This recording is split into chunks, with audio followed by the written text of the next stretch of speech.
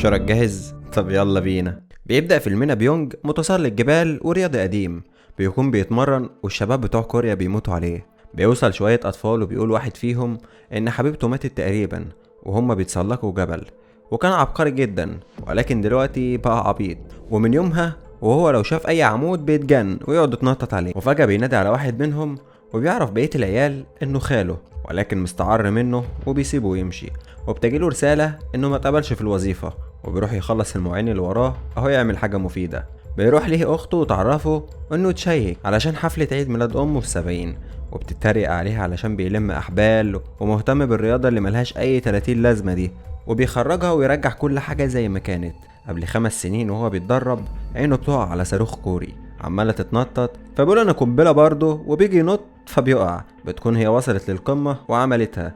بيروح يعمل تسريحة مدرسين العربي، فبتدخل أمه تعمله تسريحة عرف الديك وتصوره وتعرفوا إنها عايزة تتباهى بيه في عيد الميلاد. بيوصلوا القاعة اللي بعيدة عن بيتهم ساعة ونص، وبيروحوا يفتتحوا البوفيه الأول. وبعد كده نشوف عيد الميلاد بيقول إيه. بيروح علشان يقطعوا التورتة، وبتفاجئ يونج بأوني اللي كانت بتتدرب معاه. بيطلع يقابلها بره وبتعرفوا انها مساعدة المدير دلوقتي، ولما بتسأله هو بيشتغل ايه بيكذب عليها ويقول لها انه شغال في شركة استثمارية. لا ومش كده كمان، يونج بيضحي النهاردة وبيقول لها ان هو رئيس قسم كمان. وبتقول له انها سعيدة انه ما زعلش منها من اخر مرة لما قالت له انها بتحبه بس زي اخويا. فبيقول لها عادي يعني انا بعرف اسيطر على نفسي وما بعيطش خالص. بيدخل بعدها واخده بتاخده يلف على ليلى، وكلهم ما بيسالوهوش غير على حاجتين: شغال ايه ومتجوز ولا لا. بتطلع اخته تغني وتناديله علشان يطلع يرقص، فبيروح يمارس رياضته المفضله وهي تسقيف. بتروح اوني تدخل وبيسالوها العمال الحفله هتخلص امتى، فبيدخل المدير الرخم يقفشهم، ولكن شويه وبيقول لهم انهم ممكن يمشوا وهو واوني هيلموا الدنيا بعدهم. بعد ما بيستغربوا ازاي المدير يعمل كده بيمشي بسرعه قبل ما يرجع في كلامه، ولكن كان بيعمل كده علشان يستفرد بيها ويشقطها، ولكن هي بتصده. بتروح عربيه نقل فيها كيماويات بتقف في مكان ممنوع الوقوف فيه عند شركه كيماويات، والسواق بيكسر المفتاح وبينزل يخلط الكيماويات على بعض، وبتبدا العربيه تخرج دخان كثيف جدا.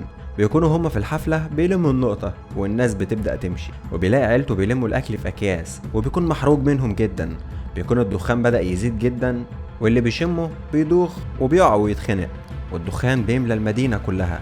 بتجري يوجو وتفتح القاعات كلها وتخرج الناس من المكان. بيخرج يونج من القاعة وبيلاقي الناس بتجري والعربيات بتخبط في بعض، وبيشوف الدخان جاي عليهم، فبيجري ويطلعوا تاني القاعة بسرعة. وبيعرف ان اخته مش معاهم وبتكون في العربية، ولما بتنزل منها بتقع وتشم الدخان وبتبدأ تتخنق، وبيروح يونج يلحقها. بعد كده بياخدها ويطلعها لهم، وبيبدأوا يعملوا ليها إسعافات أولية لحد ما الإسعاف يجي. بيروح يونج ويوجا وبيلاقي الدخان بيزيد وبيطلع لفوق. بتجيلهم رسالة طوارئ إن فيه غاز سام ملا المدينة والكل لازم يطلع على السطح. بيطلعوا للسطح ولكن الباب بيكون مقفول، وبيعرفهم المدير إن المفتاح في أوضة الأمن اللي في أول دور، ولازم يضحوا بحد علشان الغاز وصل للدور الاولاني. بينزلوا يدوروا على اي حاجه يفتحوا بيها، وبيسمعوا في الاخبار ان الدخان بيسبب العمى وضيق التنفس وحروق للجلد، ولو حد شم شويه حلوين هيموت على طول، ولازم يستخدموا الاقنعه الواقيه وتغطيه الجسم باكياس بلاستيك علشان الحروق، وفلتر القناع لازم يتغير كل 10 دقايق. بتروح يوجا تشوف الاقنعه ولكن مش بتلاقيها. بيعرف يونج ان الطيارات هتخلي الناس من السطوح، ولكن الطيارات بتشيل 20 واحد بس، وعدد الطيارات الموجودة أقل من 10 كمان. بيروح يونج يسأل يوجا لو باب السطح بيتفتح من بره علشان هيحاول يوصل للسطح. بيحاول يكسر الإزاز بأي حاجة لحد ما بيقدر يوقعه، وبيعرفها إنه عايز أدوات وحبل علشان يقدر يروح للجنب التاني. بيجيب الحبل ويجهز نفسه علشان ينط، ولكن بيروح ليه أبوه وبيقول له أنت عبيط، هل أنت عبيط؟ فبيسيبه يجري بسرعة وينط نطة كبيرة ويوصل للجنب التاني، ولكن ايده بتفلت وكان هيقع في الدخان. بيروح ابن اخته اللي كان بيستعر منه يشجعه وبيقدر يطلع، وبتروح يوجو ترميله الهوك الازرق وشويه طباشير، وبيطلع على اعلى مكان في السطح وبيشجع نفسه علشان يقدر ينط النطه، وبيقدر فعلا ينطها وبيلحق نفسه قبل ما يقع. بيفضل يتسلق الجدار لحد ما بيجيب اخر الحبل، وبيضطر ان هو يفكه ويتسلق تسلق حر، وبيفتكر النطه اللي فشل فيها، ولكن المره دي بينجح وبيقدر يطلع للسطح ويفتح ليهم الباب. وبعد ما ابوه بيهزقه علشان ما سمعش كلامه بيلاقوا طيارة هليكوبتر ولكن مش بتشوفهم، وبتروح يوجو تعرفهم ان هم يشغلوا الفلاش علشان يشوفوهم. بيعرفوا مين ورا الغاز ده، وهو عالم كيميائي ارهابي، وانه عمل كده بعد ما انطرد من الشركة، ولما رفع قضية عليهم خسرها وخسر كل براءات الاختراع والابحاث بتاعته. فقرر ينتقم من الشركة، وان الغاز بينتشر من اقل تفاعل كيميائي، وانهم لقيوا الارهابي ميت برضه من الغاز بتاعه. بيكونوا هم على السطح بيحاولوا يعملوا اي حاجة تلفت نظر الطيارات، ولكن بدون اي فايدة، لحد ما بتروح يوجو واللي بتقفل الانوار وتشغلها والطيارات بتاخد بالها. بيروحوا يدخلوا، ولكن العدد بيقف على يونج ويوجو، وبيعرفوا ان هم لو خدوا اكتر من كده ممكن الحبل يتقطع بيهم. وبعد ما بيفضلش غيرهم بيعترف لها انه عاطل، ولو طلعوا من الازمة دي على خير هيشتغل في ناطحة السحاب اللي هناك دي، علشان لو حصلت مصيبة مش بينقذوا غير اللي فوق بس. بينزل جري يجيب شوية حاجات واحبال، وبيغلفوا نفسهم تغليفة هدايا كده وينزلوا يجروا، وبيطلعوا سطح يغير الفلتر وبيطلعها على مكان عالي وبينزل هو. وقت ما بينزل بيروح يجيب مساعدات وادوات تفيدهم. بتلاقي يوجا ان الغاز بدأ يزيد اكتر واكتر، وبتطلع على مكان اعلى، وبتكون فاكرة ان يونج خلع وسابها، ولكن بتلاقيه طلع لها على السلالم وبيغير لها الفلتر بسرعة. وبينزلوا الجيم يشربوا ويجهزوا نفسهم علشان ينطوا على السطح التاني. بيفضلوا يرموا اوزان في اوزان، وبتبدأ يوجو تتحرك على الحبل اللي عملوه، وبيفضل يشجعها لحد ما بتوصل. بيبدأ يونج يتحرك، ولكن بيتفاجئ ان الدخان خارج من المدخنة بتاعة المطعم، وبتلاقيه رجع تاني، وبيكون راح لبس الماسك وكمل طريقه. بيكونوا عرفوا طريقة لوقف الغاز ده، وهي المية، ولكن الغاز غطى منطقة أوسع ومش هيقدروا يسيطروا عليه بسرعة.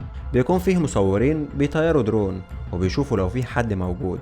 بيكون يونج ويوجو وصلوا للسطح، وبيلاقي يونج ان في شباب محشورة في أوضة ومش عارفين يطلعوا للسطح. بيروح ابو يونج يطلب من المصورين ان هم يدوروا على ابنه، وبيعرفوا المكان وبيروحوا هناك يصوروا. بيكونوا بيحاولوا يطلعوا على السطح عن طريق المواسير، ولكن مش بيعرفوا. وبتروح هليكوبتر تشوف يونج ويوجو، ولكن بيشاوروا ليهم على الشباب علشان يلحقوهم، ولما ما بيفهموش بيرسموا ليهم سهم على الارض لحد ما بيفهموا وبيروحوا ينقذوهم. بيبدأ الغاز يقرب منهم، وبيقرروا ان هم يروحوا مكان اعلى، والدرون بيقدر يوصل لهم وقتها ويصورهم، والفيديو بيوصل لقناة، والقناة دي بتبث الفيديو. وعيلته في المستشفى بيقدروا يشوفوا يونج وهو بيهرب من الغاز، وبتبدأ الفيديوهات تنتشر في كل مكان، والناس على اليوتيوب بتعمل عليها فيديوهات رياكشن، وبيطلبوا من الحكومة ان هم يبعتوا لهم هليكوبتر وينقذوهم. وهم بيفضلوا يجروا ويتسلقوا عمارات علشان يبعدوا عن الغاز اكتر واكتر.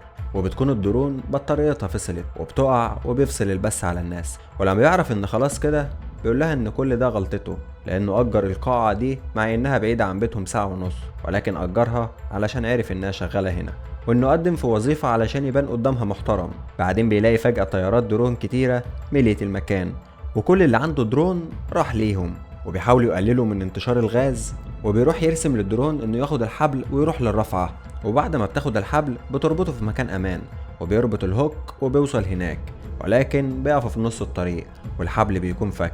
فبتطلع فوق وتقص الحبل علشان يروحوا للرفعة، ولكن الرابطة في الجنب التاني بتفك وبيقعوا في الغاز، وبتنهار امه وهي شايفاه بيقع. ولكن بعد شوية بيلاقي ان هم وصلوا للرفعة، وبيطلعوا لأعلى مكان على المدينة كلها، وبتروح هليكوبتر تنقذهم. وبيوصلوا لمكان امان، وبيروح ابن اخته اللي بيكون فرحان به جدا، وابوه اللي بينبسط انه شافه، وامه اللي بتتباهى بيه قدام الناس. بيروح مدير القاعة ليها ويعرفها انه كان خايف عليها جدا بعد ما ركب الهليكوبتر وسابها من الصرمة.